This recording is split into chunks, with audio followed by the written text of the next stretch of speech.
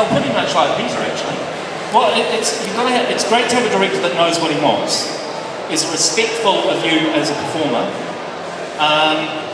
You accept that he's going to make the final decision, because that's what working with the director is. It's same on the stage. So you can make a suggestion, but it's your job to kind of fulfill their vision. And so I like working with a director that's decisive, but is also not,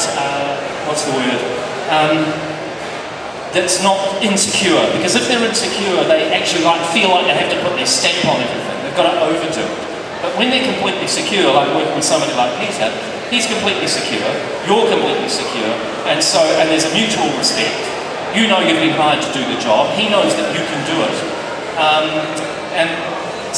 That is the kind of director I like to work with. They know what they want, but they're open to listening to your, how you might help change what they want as well.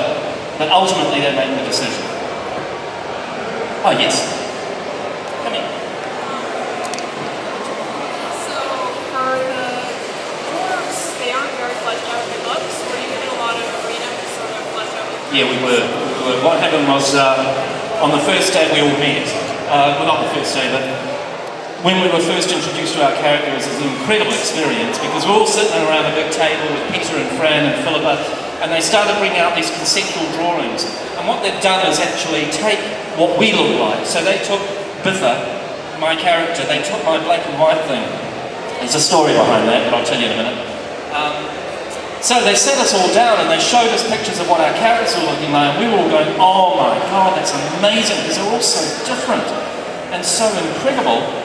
But then the next thing they said was, we'd like, if you want to make suggestions about how your character might develop through the films and how you might, etc., etc. And so out of those ideas, we were allowed to offer ideas to work with the writing team, and they would say, well, we'll write that in. And so that's when we decided with Biffa, because of the axe, that Biffa would only speak in ancient Dwarvish, at the moment anyway. And so Biffa only speaks in ancient Dwarvish, but also he's quite zoned out. So I did a whole lot of research on what that kind of injury can do to a person, and I incorporated that into my performance in the film. And that was all working with Philippa and Fran to say, this is what I'd like to do. Is that okay? And they'd say, yeah, that's, please, give it a go. But also, if my suggestions were wrong, then they'd be wrong as well, because that's just the way it is. So, but it's a very rewarding thing to get the opportunity to be able to actually put ideas forward on how you might, move through the stories or this particular journey. It's almost like our journey as actors. We're parallel the journey of the dwarves in the film, because we're, as actors, we're on 13 of us on this incredible mission to create this work of art, and in the story we're 13 dwarves on this incredible mission to succeed in reclaiming our homeland. Yes. Anybody else? Oh, yes. Over here. Your staff. Who did you think was the real hero of Lord of the Rings, Frodo or Sam? Frodo. Because without Frodo there's no Lord of the Rings. Without Frodo there's no story. Sam is his sidekick. Sam is there to help him achieve his mission. So it's Frodo's mission in the film is to throw the ring into the fires of Mount Doom.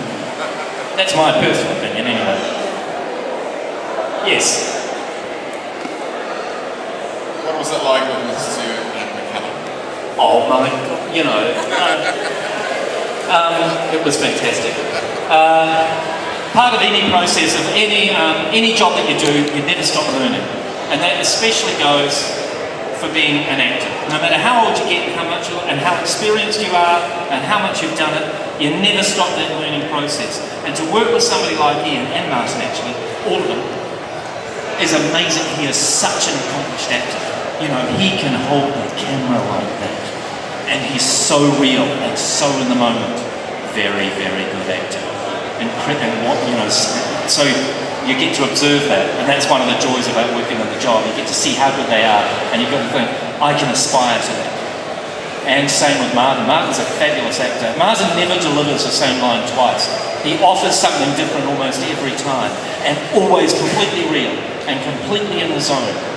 And because we're brought up in New Zealand a slightly kind of different way, we've done fast turnaround, we're always budget-minded. Well, you know, as actors, you feel like your job in New Zealand is to make sure that you don't run over the budget, you know, or do silly things.